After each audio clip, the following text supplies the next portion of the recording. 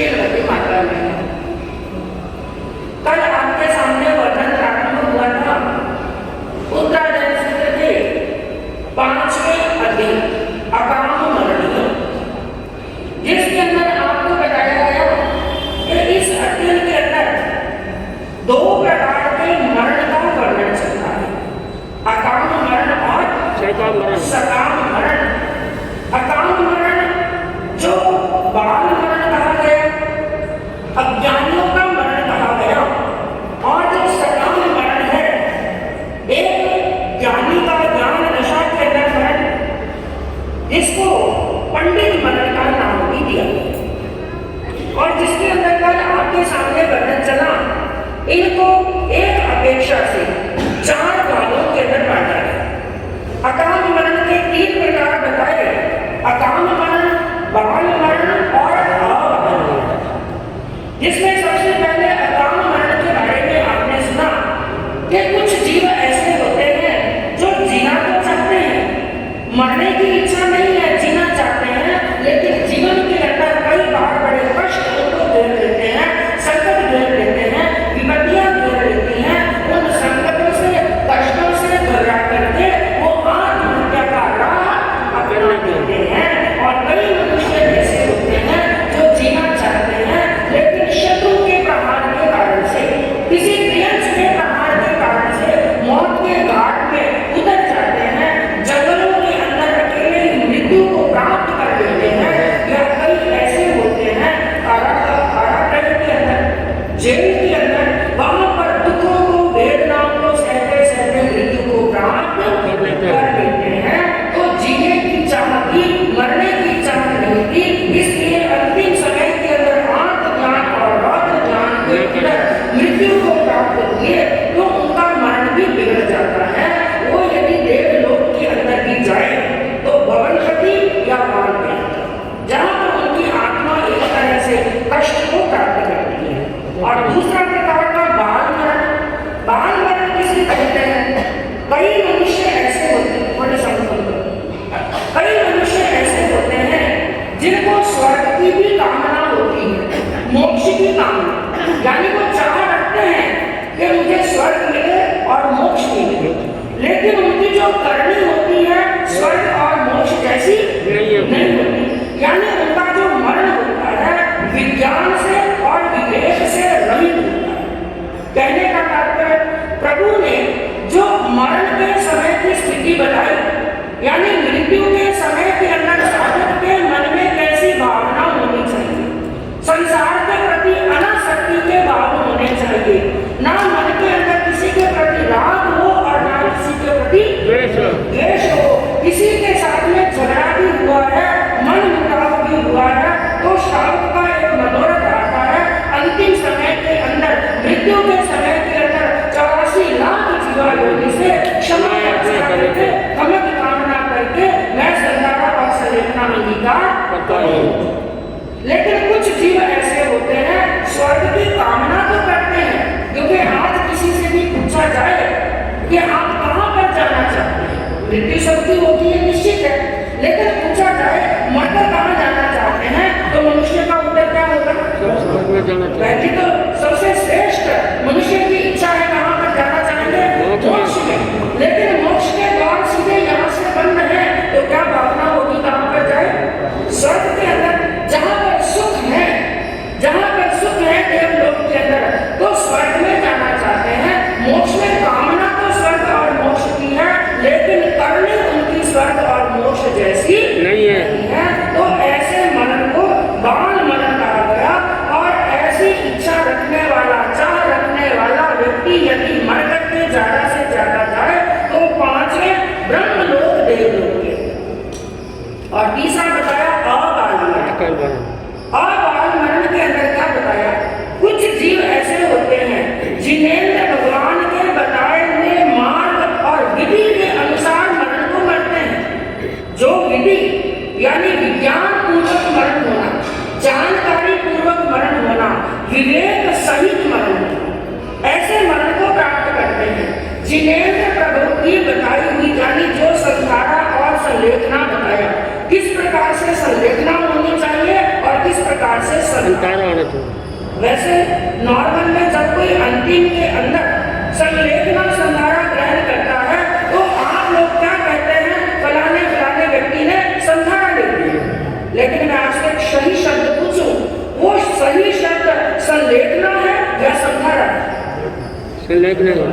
सही शब्द संलेखना है। संधारे का मतलब क्या है? संधारे का मतलब तो बिछाने वाला बिस्तर। संधारे का मतलब इतना ही है, जब आप प्रतिलेखना की बात प्रतिगमन के अंदर करते हैं, वहां पर पढ़ते हैं तो क्या बोलते हैं, मैंने संधारे को अच्छी तरह से ना देखा। संधारे की परियोजना करते समय मैंने उसको अच्छी तरह से ना देखा हो और बार बार ना देखा हो, उसकी प्रमार्जना ना की हो और अच्छी तरह से ना की। यह संधारा शब्द तो केवल जो उपयोग में आने वाला बिछाने वाला जो बिस्तर होता है उसके लिए संधारा शब्द अंगीकार किया जाता है। असली शब्द तो है संलेखना। और एक श्रावक के लिए, एक साधक के लिए, एक साधु के लिए बताया कि उसको अंतिम समय के अंदर जो संलेखना करनी वो अंतिम समय में नहीं होती है, बल्कि संलेखना तो जीवन के अंदर 5-7 साल पहले उसकी प्रैक्टिस शुरू हो जाती है। 5-7 साल पहले धीरे धीरे धीरे आत्मा को तपस्या के अंदर लगाता है। शुरू में कई साल तक विकासना करता है और धीरे धीरे और आत्मा उत्तरोत्तर बढ़ती है। उपवास से पालना करता है। 1 साल तक उपवास से पालना हुआ, फिर बेले से पालना होता है और बेले से पालना होता है। ये प्रैक्टिस किस लिए? ताकि अंतिम के अंदर जब वो संलेखना संधारा अंगीकार करे तो किसी प्रकार का कष्ट, किसी प्रकार की वेदना और किसी प्रकार की असहता महसूस नहीं होती। ये 5 साल तक तैयारी, 7 साल तक तैयारी अंतिम क्षण के लिए की जाती है। तो बात चल रही थी तीसरे प्रकार का जो बाल मरण। कई मनुष्य ऐसे होते हैं, वो जिनेंद्र भगवान के बताई हुई विधि के अनुसार पूर्ण विवेक और विज्ञान के साथ में भी वो संधारा संलेखना अंगीकार करते हैं, किंतु कई अभवी जीव, एक अभवी जीव है, उसने संधारा संलेखना अंगीकार किया। वो अभवी जीव जो कृष्ण पक्षी था, कृष्ण पक्षी है और हमेशा के लिए क्या रहेगा? कृष्ण पक्षी। जैसे एक अभवी जीव के लिए वर्णन आता है, अभवी जीव जैसे चाहे गौतम स्वामी जैसी क्रिया भी पाल ले, कितनी भी कठोर से कठोर क्रिया पाल ले, कितना भी वो ज्ञान सीख ले, लेकिन ज्यादा से ज्यादा मरकर के कहां तक जा सकता है? अभवी जीव कहां तक जा सकता है? नव ग्रह, केवल ग्रह तक जा सकता है, उसके आगे जाने वाला। कई अभवी जीव हैं जो ना कभी मोक्ष में जाएंगे, ना कभी संगीत प्राप्त होगी। वो अभवी थे और अभवी, क्योंकि भवी कभी अभवी नहीं होता है, अभवी कभी भवी नहीं हो सकता है। ये उनकी प्रकृति है। इसके पीछे कोई कारण पूछना चाहे, इसका कारण क्या है? इसका कारण कुछ भी नहीं, स्वभाव। जैसे चीकनी मिट्टी होती है, एक बालू रेत होती है।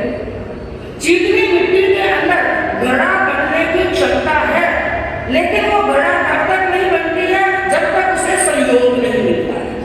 सहयोग मिल गया कुम्हार का तो चीकनी मिट्टी क्या बन सकती है? घड़ा। और बालू रेत को यदि कुम्हार का सहयोग मिल भी जाए, सब साधन मिल भी जाए, लेकिन फिर भी बालू रेत किसी भी प्रयास से घड़ा बनने वाली नहीं है, क्योंकि उसके अंदर योग्यता ही नहीं है।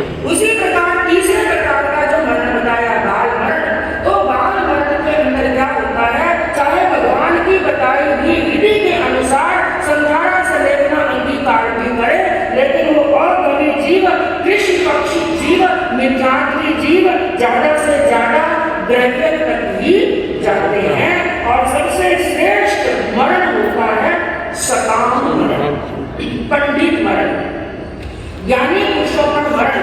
यानी वो अपने जीवन को भी इच्छा सहित, विज्ञान सहित और विवेक सहित जीते हैं। पूरा जीवन भी भगवान की बताई हुई विधि के अनुसार जीते हैं और अंतिम समय के अंदर भी भगवान की बताई हुई विधि के अनुसार मरण को प्राप्त करते हैं। ऐसे जीव अनुत्तर विमान देवलोक तक भी जा सकते हैं। और उत्कृष्ट करनी हो तो श्रेष्ठ स्थान, सिद्ध स्थान, मोक्ष के स्थान सकते हैं।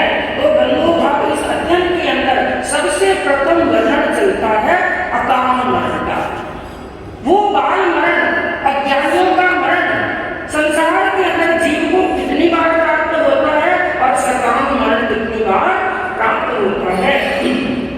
तो तीसरी गाथा के अंदर प्रभु ने उपदेश देते हुए कहा, बालानंदो अकामंतो मरणं आश्रयं भवे पंडितानं सकामंतो उकोसेन सयं भवे।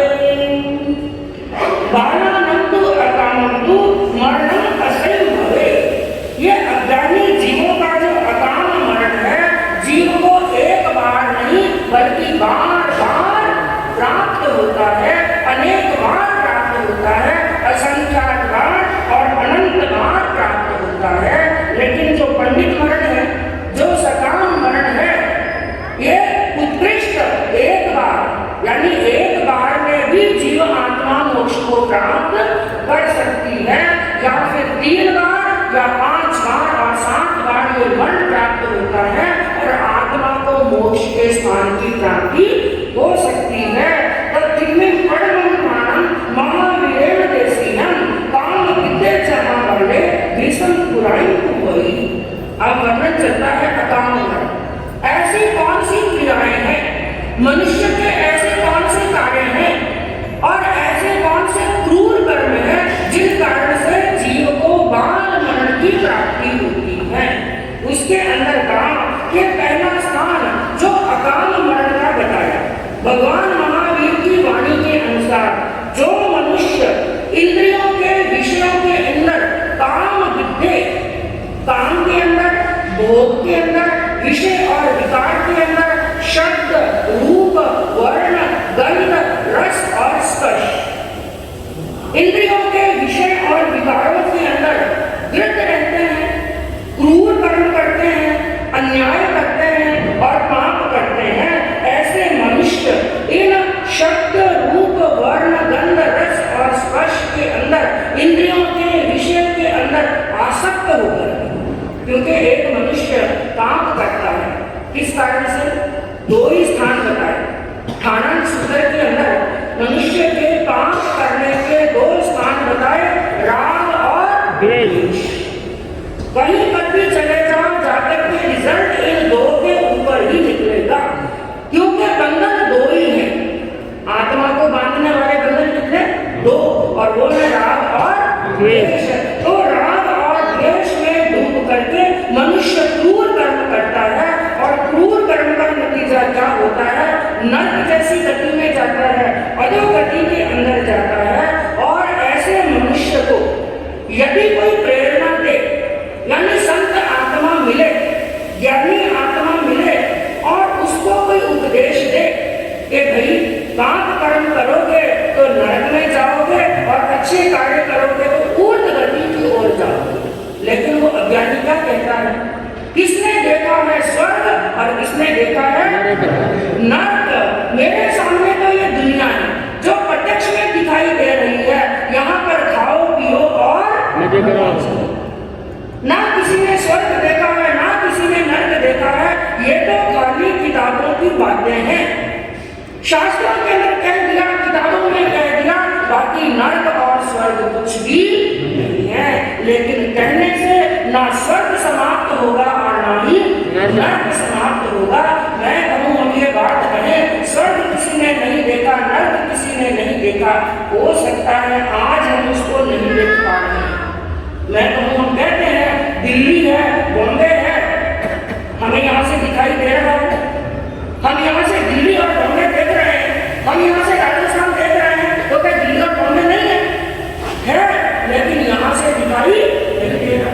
बार बार हम सुनते हैं माँ की गर्भ के अंदर हमने अनेक दुखों को सहन किया, अनेक कष्टों को, स्वर्ग और नरक की बात को छोड़ो,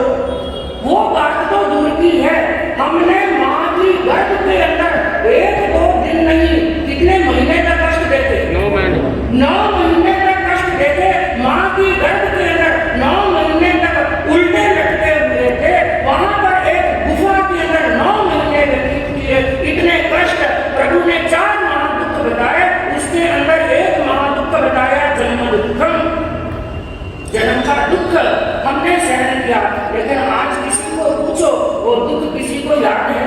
नहीं है। थोड़ा बहुत भी याद है, कुछ भी याद नहीं। बाहर की हवा लगी और दुख को भूल गए। क्या इसका मतलब हमने माँ की गर्भ के अंदर दुख नहीं देखा? देखा, दुख तो देखा, लेकिन आत्मा के ऊपर अज्ञान का क्या पड़ जाता है? उसी प्रकार अज्ञान का पर्दा पड़ गया तो पुण्य और पाप दिखाई नहीं देते हैं। लेकिन ज्ञानियों ने क्या कहा? पाशयति पापयति व पापम। पाप किसे कहते हैं? जो हमें बांधता है, और पापयति जो हमें गिराता है। जैसे कुछ दिन पहले आपके सामने वर्णन चला, आत्मा का स्वभाव है ऊपर उठने का, और आत्मा का स्वभाव है स्वतंत्र रहने का, लेकिन फिर भी आत्मा बंधी हुई है और आत्मा अधोगति में जा रही है। किस कारण से? इसी पाप के कारण से। कर्मों ने उसको बांध रखा है और पाप ने उसको गिराने का काम किया, नीची गति के अंदर ले जाने का काम किया। क्योंकि बंधु ये पाप जो है ना, ये करते वक्त तो बड़ा अच्छा लगता है। मनुष्य जब पाप करता है तो उसको बड़ा आनंद आता है। पाप करते समय बड़ा अच्छा लगता है। प्रातः काल के सूर्य की तरह, सुबह का सूर्य उदय होता है, कितना अच्छा लगता है। लेकिन पाप का फल होता है अमावस्या की रात के जैसा काला। पाप का फल बड़ा बुरा होता है। इंसान पाप करके प्रसन्न होता है, लेकिन जब फल भोगने का समय आता है तो क्या होता है? दुखी। लेकिन एक बात याद रखना, पाप किया है तो उसका फल भी हमें भोगना पड़ेगा। एक गांव के अंदर एक महात्मा जी कई वर्ष से उस गांव के बाहर एक कुटिया बना करके रह रहे थे। अपनी साधना करते, धर्म ज्ञान करते, आने वालों को भी भगवान की वाणी सुनाते, धर्म उपदेश देते। कई साल से वहां रहते, और उनका भिक्षा का समय होता तो गांव के अंदर जाते और दंड कमंडल लेकर के जाकर भिक्षा लेकर के आ जाते। रोज का नियम था। लेकिन एक विशेषता थी, जब भी वो उस गांव के अंदर भिक्षा लेने के लिए जाते, एक ही लाइन बोलते, हर रोज एक लाइन का ही उपदेश देते, भले भलाई बुरे बुराई कर देखो रे भाई। बस एक ही लाइन। और यदि देखिए, लाइन तो बहुत छोटी सी है और सार बहुत, लेकिन संत का काम है उपदेश देने का, कोई माने या ना माने। बड़ी मधुर आवाज के अंदर बोलते और लोगों को ये लाइन भी बड़ी अच्छी लगती, भले भलाई बुरे बुराई कर देखो रे भाई। लोग यदि एक दिन ये आवाज नहीं सुनते तो लोगों के मन में विचार होता, क्या हुआ महात्मा जी नहीं है। और बड़ी खुश थी, लोग बड़ा सम्मान करते थे, बड़े खुश होकर के महात्मा जी को दान देते, आहार देते। लेकिन कहते हैं कि जैसे एक हाथ की 5 अंगुलियां समान नहीं होती हैं, वैसे सब लोगों की भावना भी एक जैसी नहीं होती है। धर्म सभा के अंदर आते हैं, सबकी सोच एक जैसी नहीं होती है। उस गांव के अंदर एक बुढ़िया माता थी, कभी अपने हाथों से संतों को दान नहीं दिया, किसी की सेवा नहीं की, किसी की प्रशंसा नहीं की, कभी जीवन के अंदर नेक काम नहीं किया। और यह बात सुनती, भले भलाई बुरे बुराई कर देखो रे भाई। दूसरे लोग तो जब इस शब्द को सुनते, इस वाक्य को सुनते, उनको लगता है जैसे महात्मा जी ने हमारे कानों के अंदर अमृत उड़ेल दिया हो। लेकिन बुढ़ी माता को क्या लगता, महात्मा जी ने कानों के अंदर खीले। क्योंकि धर्म की बात सबको अच्छी नहीं लगती है, पुण्यवानों को अच्छी लगती है, भाग्यशालियों को अच्छी लगती है धर्म की बात। बुढ़ी माता रोज ये सुन करके परेशान हो गई। एक दिन विचार किया, क्या ये बात महात्मा जी सत्य कहते हैं? भले भलाई बुरे बुराई, भला करने वालों का भला होता है, बुरा करने वालों का बुरा होता है। इसके में कितना सत्य है? मैं प्रैक्टिकल करके देखती हूँ, और प्रैक्टिकल भी किस पर करूँ? वही उपदेश देते हैं, उन पर प्रैक्टिकल करके देखती हूँ महात्मा जी की ये बात कितनी सत्य है। बुढ़िया माँ ने बाजार के अंदर गई, कुछ मेवा खरीद के लेकर आई, और अच्छा बढ़िया ताजा भैंस का घी खरीद करके लाई, और घर में आकर के उसने मेवा मिष्ठान डाल करके, बढ़िया घी डाल करके लड्डू तैयार किए, बड़े सुगंधित लड्डू तैयार किए, बड़े बढ़िया लड्डू तैयार किए। लेकिन लड्डू बनाते समय थोड़ी सी गड़बड़ हो दी हो गए नहीं करती क्या गड़बड़ की, लड्डुओं के अंदर इतने मेवा मिष्ठान के साथ में थोड़ा सा विष मिला दिया। याद रखना, दूसरों के भोजन के अंदर या दूसरों के जीवन में विष डालने का काम करेंगे ना, उसके अंदर विष डाला हुआ तो बाद में काम करेगा, लेकिन पहले वो विष हमारे जीवन के अंदर घुल जाएगा। दूसरों के पांव के नीचे कांटे बिछाने का काम करेंगे, उस व्यक्ति का पांव तो कांटे के ऊपर आएगा या नहीं आएगा, लेकिन पहला कांटा हमारे खुद के पांव के अंदर चुभेगा। इंसान जब पाप करता है, अन्याय करता है, तो छुप छुप करके करता है, दुनिया से छिपा करके करता है, और क्या सोचता है मुझे किसी ने देखा नहीं है। लेकिन याद रखना, और किसी ने देखा कि नहीं देखा, दुनिया से छिपा करके कर सकते हो, दुनिया के लोगों की नजरों से छिपा करके कर सकते हो, लेकिन एक है जिससे आप कभी भी नहीं छिपा सकते। वो कौन? अपने आप से। सबसे पहले अपनी आत्मा। अपने आप से। आत्मा से बढ़कर के कोई परमात्मा नहीं है। ऐसा कौन सा दुनिया का स्थान है, ऐसा कौन सा कलगर है, ऐसा कौन सा अंधकारमय स्थान है जहाँ पर हम अपनी आत्मा से बच सकते हैं? आत्मा से बचने वाले नहीं। इसलिए पाप करते समय एक बार मन में जरूर सोच लेना, कोई देख रहा है या नहीं देख रहा है, मेरी आत्मा मुझे देख रही है। तो बुढ़िया ने लड्डू बनाए और लड्डू तैयार किए 3। महात्मा जी आए, रोज का वही उनका रूटीन, भिक्षा लेने के लिए आ रहे थे, घर घर के अंदर भिक्षा लेकर के वापस लौट रहे थे। आज बुढ़िया माँ ने आवाज दी, पहली बार जिंदगी में, महात्मा जी घर पर आइए, मेरे घर से भी भोजन लेकर के जाइए। महात्मा जी हैरान हुए, इस द्वार से कभी आवाज नहीं आई, आज आवाज आई। लेकिन जो संत पुरुष होते हैं हमेशा सकारात्मक ही सोचते हैं, नकारात्मक कभी नहीं सोचते। उन्होंने विचार किया कोई बात नहीं, हो सकता है आज उत्कृष्ट भावना जाती हो, आज उन माता जी की कुर्बानी का सूर्य उदय होगा, जो संतों को दान देने की भावना में आई, क्योंकि संतों के पाठ में बहराने के लिए भावना आना भी बड़ी कुर्बानी। कई बार देखते हैं घर के अंदर श्रावक जी बैठे हैं, घर के अंदर श्रावक जी बैठे हैं, उन्हीं का कमाया हुआ है, उन्हीं का किया हुआ है, लेकिन कई भाई बंधु ऐसे होते हैं, साधु संतों को घर में प्रवेश करते हुए देखा और कमरे का दरवाजा समझना पाप का होगा। घर के अंदर साधु संत आए और हाथों से दान नहीं दे सकते। संतों ने सोचा बड़ी कुर्बानी, माता जी की कोई बात नहीं, जब जागे तभी सवेरा। आज भावना जागी है, महात्मा जी गए, जब तक भिक्षा जितनी चाहिए थी भिक्षा आज की, लेकिन महात्मा जी ने सोचा इनकी भावना जागी, आज लेना जरूरी। पहुंच गए, अपना दंड कमंडल नीचे रखा और बुढ़िया माँ ने एक लड्डू पहनाया और महात्मा जी ने कहा बस इतना ही चाहिए, भिक्षा आ चुकी है, लेकिन मना करते करते दूसरा लड्डू और डाल दिया। फिर महात्मा जी ने मना किया और मना करते करते तीसरा लड्डू भी डाल दिया, क्योंकि तीनों महात्मा जी के लिए तो बनाए। सोचा था एक लड्डू काम नहीं करेगा तो दूसरा तो जरूर करेगा, और दूसरा नहीं करेगा तो तीसरा लड्डू तो काम जरूर करेगा। तीनों लड्डू महात्मा जी के पात्र में दे दिए। महात्मा जी लड्डू लेकर भिक्षा लेकर के आश्रम में आए, वहां पर बैठ करके जो भिक्षा का समय का भिक्षा कर ली, लेकिन आहार लेने के बाद में उन्होंने क्या देखा, ये लड्डू, क्योंकि भिक्षा जितनी उनको आहार जितना चाहिए था वो आ चुका था और लड्डू ज्यादा थे।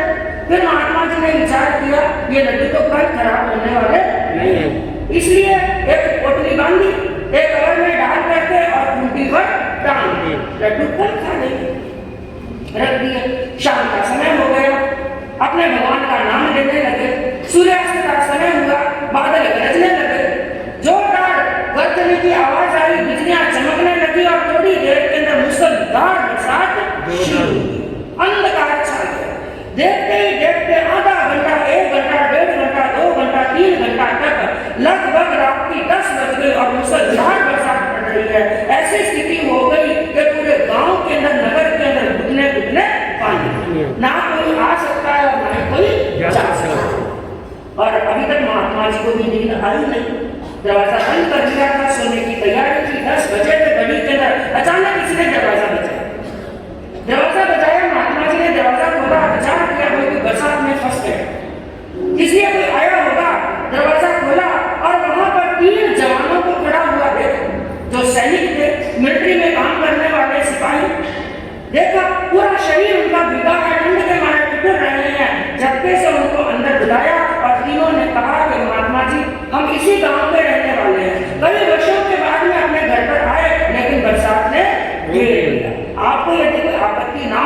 उन्होंने रात्रि यहाँ विश्राम करना। महात्मा जी ने कहा आओ भाग्य, बड़ी खुशी की बात है, बड़ी प्रसन्नता की बात है, आओ भाई। तीनों को बैठने के लिए स्थान दिया और उसके बाद में महात्मा जी ने उनका चेहरा देख करके भांप लिया। इनको जोरदार भूख लगी है और प्यास भी लगी है। और अच्छी बात है, योग है, संयोग है, क्योंकि महात्माओं के आहार करने के बाद में कुछ बचने वाला, लेकिन आज योग की बात है कि ये भोजन करने वाले, खाना खाने वाले भी 3 और लड्डू भी 3। कहा भाई और तो मेरे पास में कुछ नहीं है, ये लड्डू है, लगता है तुम्हारे भाग्य से आए। तीनों जने एक लड्डू खा लो। और यूं भी गरिष्ठ थे, इसलिए तीनों ने एक लड्डू खाया, एक लोटा पानी पिया, थोड़ी भूख शांत हुई, थके हुए थे और वो तीनों के तीनों सो गए। क्या सो गए? लंबे सो गए, लंबी नींद में सो गए, हमेशा की नींद में सो गए। पूरी रात्रि व्यतीत हुई। महात्मा जी सुबह उठे, थोड़ा थोड़ा प्रकाश होने लगा। महात्मा जी अपने धर्म ध्यान में लगे हुए थे, आंखें बंद करके ध्यान कर रहे थे। थोड़ा और उजाला हुआ, महात्मा जी का ध्यान पूर्ण हुआ। उन्होंने क्या देखा, तीनों के तीनों अभी तक सो रहे। फिर विचार किया, कोई थके हुए थे, जवान है, थके हुए थे, इसलिए नींद आ गई, सोने। आधा घंटा और निकला, लेकिन दूर बैठे बैठे महात्मा जी देख रहे हैं किसी ने हाथ हिलाया नहीं, पांव हिलाया नहीं, क्या कारण है? कुछ गड़बड़ लगी। पास में जाकर के देखा, तीनों का शरीर नीला पड़ चुका, मुख में से झाग निकल रहा था और तीनों की चलती हुई सांस रुक चुकी थी। उनकी सांस रुकी और थोड़ी देर के लिए तो महात्मा जी की भी सांस रुक गई, रोंगटे खड़े हो गए। ये क्या अन्याय हो गया? पहले विचार किया क्या कोई रिश्तेदार आया यहाँ पर, किसने इनको मारा? लेकिन फिर एक दूसरा विचार आया, यदि कोई रिश्तेदार आया होता, यदि कोई सांप आया होता, अरे एक को डसता, 2 को डसता, ये तीनों को एक जैसी मौत कैसी? दिमाग के अंदर एकदम जोर डाला और उनके दिमाग में खटका घुमा और समझ गए कोई रिश्ता नहीं आया, जरूर उन लड्डुओं के अंदर कोई करामात थी। पहली बार जिंदगी में उन बुढ़ी माता ने दान दिया, लगता है वो मेरा अहित करना चाहती थी, मुझे मारना चाहती थी, क्योंकि संतों से वो क्या करती है, द्वेष करती है। बुढ़िया ने उनके अंदर कुछ गड़बड़ थी। बड़ा दुख हुआ महात्मा जी को। तीनों लाशों को वहीं पर छोड़ करके अपना दंड कमंडल उठाया, दंड कमंडल उठा करके वापिस गए गांव के अंदर और जोरदार से वही लाइन बोलने लगे, लेकिन आज वो एक लाइन नहीं 2 लाइनें बोल रहे और क्या कहने लगे, भले भलाई बुरे बुराई कर देखो रे भाई, लड्डू दिए फकीर को पर मर गए 3 सिपाही। 2 लाइनें सुनी, लोग हैरान, कान लगा लगा करके सुनने लगे ये क्या कह रहे हैं। और गए महात्मा जी के पास में और जाकर के पूछा, महात्मा जी क्या हुआ? कहा मेरे से मत पूछो, जाकर मेरी कुटिया में देख लो। लोग वहां पर पहुंचे, 3 लाशों को पड़ा हुआ देखा, लोगों के भी रोंगटे खड़े हो गए। पूरा किस्सा पूछा, भाई क्या हुआ? महात्मा जी ने कहा फलाने फलाने घर से बुढ़िया माता ने 3 लड्डू बहराए और 3 लड्डू मैंने इनको दे दिए और ये हशर हो गया। 1-2 जने आए और किसी ने पहचान लिया उन तीनों नवयुवकों को, ये किसके बेटे? उसी के बेटे, बुढ़िया के लड़के। आप लोगों ने सुना हुआ है, हाँ पहचान लिया। और एक ने कह दिया, महात्मा जी आपकी रोज वाली बात आज सत्य हो गई, भले भलाई बुरे बुराई कर देखो रे भाई। बुढ़िया माता के बेटे किसी और के नहीं है, किसके हैं? बुढ़िया माता के हैं। उसने जैसा किया वैसा किया। बुढ़िया माता वहां पर आई, अब छाती और माता कूट रही है, लेकिन ज्ञानियों ने क्या कहा कि अब पछताए ये करके ज्ञानियों ने कहा कि पाका सो खड़े, पाका सो खड़े, झूठा सो डरे, जन्मा सो मरे और झूठा सो डरे और करे सो। इसलिए कुछ भी किसी का अहित करने से पहले, किसी का बुरा करने से पहले 100 बार सोच लेना। मैं किसी का 5% करूंगा तो 95% क्या होगा, मेरा बुरा होगा। इसलिए पाप से दूर रह करके धर्म के मार्ग के ऊपर चलेंगे बंधुओं, तो इस दौर में पर ब्रह्म कल्याण होगा। इसी का